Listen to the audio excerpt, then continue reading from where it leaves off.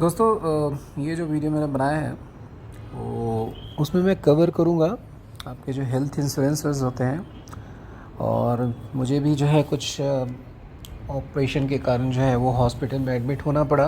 तो हॉस्पिटल के एक्सपीरियंसेस कैसे हैं, क्या प्रोसेसेस होते हैं और लाइफ में किस किस चीज़ का आप लोगों को सावधानी रखना चाहिए। तो मेरे हाथ में जो है फ्रैक्चर हो गया और फ्रैक्चर होने के बाद जो है मुझे डॉक्टर ने कहा कि नहीं, इसको तो ऑपरेट करना पड़ेगा। तो अब आजकल तो आपको पता है कि एक्सपेंसेस बहुत ज़्यादा होते हैं। अगर आपको अपनी जेब से देना पड़े तो आपकी हालत ख़राब हो जाती है, आपकी सारी सेविंग्स भी ख़त्म हो सकती है। तो उसके लिए जो है दो चीज़ें होती हैं। अगर आप किसी कंपनी के एम्प्लॉइज़ हो तो कंपनी आपको इंश्योर करती है एक पर्टिकुलर अमाउंट से। वो कितना भी अमाउंट हो सकता है, 4 लाख, 5 लाख और 10 लाख, डिपेंड करता है। तो एक तो आप कंपनी के थ्रू आप सिक्योर होते हो। दूसरा, अगर आप किसी कंपनी में काम नहीं करते तो आपको लाइफ में हमेशा एक हेल्थ इंश्योरेंस ज़रूर लेके चलना चाहिए, जो ऐसे किसी मुसीबत के लिए जो है आपको आपके एक्सपेंसेस को प्रोटेक्ट कर सके। और हमेशा एक चीज़ याद रखिएगा कि जब भी ऐसे इंश्योरेंस या हेल्थ इंश्योरेंस होते हैं या कंपनी प्रोवाइड करती है, तो ऐसा नहीं है कि वो 100% आपको प्रोवाइड करते हैं। 10 से लेके 30% तक आपको भी देना पड़ता है। को पेमेंट प्रोसेस होता है जिसमें कि जो भी खर्चे होंगे उसको आपको भी 10 से 20% देना होता है। और कुछ लिमिटेशंस भी होते हैं, जैसे कि आपको अगर सिर्फ 5,000 के रूम का आप वैलिडिटी है, तो आप अगर उसके ऊपर का रूम लेते हैं तो फिर आपको जो है वो एक्स्ट्रा आपको पे करना पड़ेगा। तो दो तरीके के इंश्योरेंस है और मुझे लगता है कि अगर आप कंपनी में काम कर रहे हैं तो ठीक है, लेकिन वैसे भी आपको हेल्थ इंश्योरेंस लेके रखना चाहिए आपके परिवार के लिए, आपके लिए।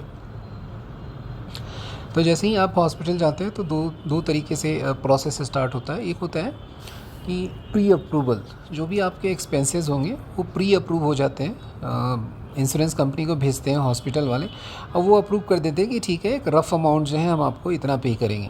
एग्जैक्ट अमाउंट का बाद में हिसाब होता है, बट एक रफली जो है मान लीजिए कि 2 लाख या 3 लाख का जो है आपको अप्रूव करते हैं।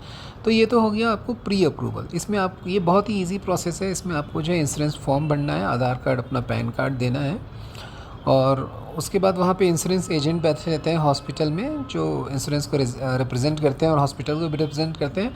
वो इंश्योरेंस ऑफिस भेजते हैं, वहाँ से अप्रूवल वितिन 24 आवर्स जो है अप्रूवल आ जाता है। ये प्रोसेस मैंने देखा कि बहुत फास्ट है एक्चुअली इन लोगों का। दूसरा होता है पोस्ट अप्रूवल। तो पोस्ट अप्रूवल में ये होता है कि आप सारे एक्सपेंसेस पे करते हो और जितने जो बिल हैं वो आप हॉस्पिटल से डिस्चार्ज होने के बाद जो है, रिलीज़ होने के बाद आप इंश्योरेंस वालों को भेजते हो सारे डॉक्यूमेंट्स एक प्रॉपर फॉर्मेट में, और उसके बाद वो पैसा आपको रीइंबर्स करते हैं। तो मेरा जो एक्सपीरियंस जो है, मुझे लगता है कि प्री अप्रूवल जो है बहुत ही आसान प्रोसेस है।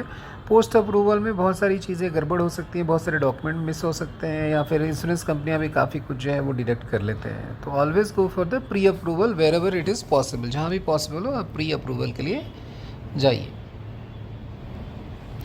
तो ये तो आपका इंश्योरेंस प्रोसेस हो गया। उसके बाद मैं आपको बताता हूँ, हॉस्पिटल चाहे देखो कितना भी अच्छा हो, 5 स्टार हॉस्पिटल भी हो, तो हॉस्पिटल हॉस्पिटल होता है, वहाँ से वो अच्छी फीलिंग आती है। लेकिन हाँ, ये है कि अगर आपका हाइजीन अच्छा हो, क्लीन हो, तो आपको थोड़ा बहुत भरोसा हो जाता है कि हाँ, आप सही जगह पे हो। तो अब मैं ओटी का एक्सपीरियंस आपको बताऊंगा। यूनिक एक्सपीरियंस है, एंड आई जस्ट होप कि आप लोगों में से किसी को कभी एक्सपीरियंस ना हो। तो जब आप एडमिट हो जाते हैं, आपको रूम दे दिया जाता है, आपको टाइम बता दिया जाता है कि आपका ऑपरेशन जो इस टाइम पे होगा। उसके बाद आपको बोलते हैं कि आप नहा लो। ओटी में जाने के पहले आपको बोलते हैं कि आप नहा लो और हॉस्पिटल के कपड़े पहन लो। आप लिटरली बिलीव नहीं करोगे, उस टाइम ऐसा लगता है जब वो नहाते हो ना, कपड़े पहनने के पहले, तो आपको ऐसा लगता है जैसे आपको फांसी पे चढ़ाने जा रहे हो और आप बस निपटने वाले हो, मरने वाले हो। ऐसी फीलिंग आती है ओटी में जाने के पहले। तो जब आप कपड़े जो है चेंज कर लेते हो, नहा लेते हो, तो उसके बाद जो है वो आपको ओटी रूम में लेके जाते हैं। और चूँकि हमारा बॉडी बहुत सेंसिटिव है, नाजुक होता है, तो अगर ऑपरेशन होगा और अगर आप होश में रहेंगे तो आप करने नहीं देंगे, और बहुत ज़्यादा दर्द भी होता है। तो इसके लिए जो है एक बहुत ही अच्छा जो इन्वेंशन हुआ है वो है एनेस्थीसिया। तो आपको जो है एनेस्थीसिया दे देते हैं। तो एनेस्थीसिया देने के बाद होता ये है कि आप वितिन सेकेंड्स जो है आप अपने होश गंवा देते हो, आपको कुछ भी होश नहीं रहता, ठीक है। और डॉक्टर अपना काम करता है, डॉक्टर अपना काम ऑपरेशन करके जो भी बैंडेड वगैरह पट्टी वगैरह बांध देता है। और ये जो एनेस्थीसिया जब लगाते हैं और उसके बाद जब आप होश गंवाते हो तो इस लाइक के मतलब आपको लगता है कि बस आप मर रहे हो, एक्चुअली कोई पेन वगैरह कुछ नहीं होता है इसमें, बट आप सिंपली आप होश खो देते हो। बट आपको लगता है कि हाँ कुछ चीज़ें जो है वो जा रही है लाइफ से, जीवन जा रहा है। उसके बाद जो है जब आप वापस आते हो तो आपको वो लोग जगाते हैं फिर से एक सर्टेन टाइम के बाद। और बिलीव मी वो जो फीलिंग है जो एनेस्थीसिया से जब आप वापस आते हो तो ऐसा लगता है कि आपका रीबर्थ हुआ है, आपका रीबॉर्न हुआ है। जब आप चीज़ें फिर से देखते हो, आपकी आंखें खुलती हैं तो आपको लगता है रीबॉर्न हो गया आपका लाइफ में। आपको पिछले 2-4 घंटे जो भी ऑपरेशन हुआ उसका कुछ भी होश नहीं रहता है। और जब आप रीबॉर्न होता है तो आपको बस हाथ में बहुत ज़्यादा या जहाँ भी आपका ऑपरेशन हुआ रहता है वहाँ बहुत ज़्यादा पेन होता है। आपको ऑब्जर्वेशन रूम में रखते हैं, रिकवरी रूम में रखते हैं। ऑपरेशन के बाद जब आप एनेस्थीसिया से वापस आते हो 1 घंटे तक आपको मॉनिटर करते हैं कि आपकी सारी नसें वगैरह जहाँ बीपी, हार्ट रेट वो सब सही चल रही हैं।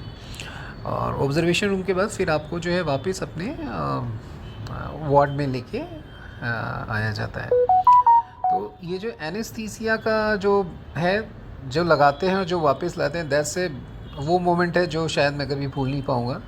It's like rebirth and death actually. और उसके बाद जो है आपको 1-2 दिन रखते हैं और आपको बैंडेड वगैरह करके जो है डिस्चार्ज कर देते हैं।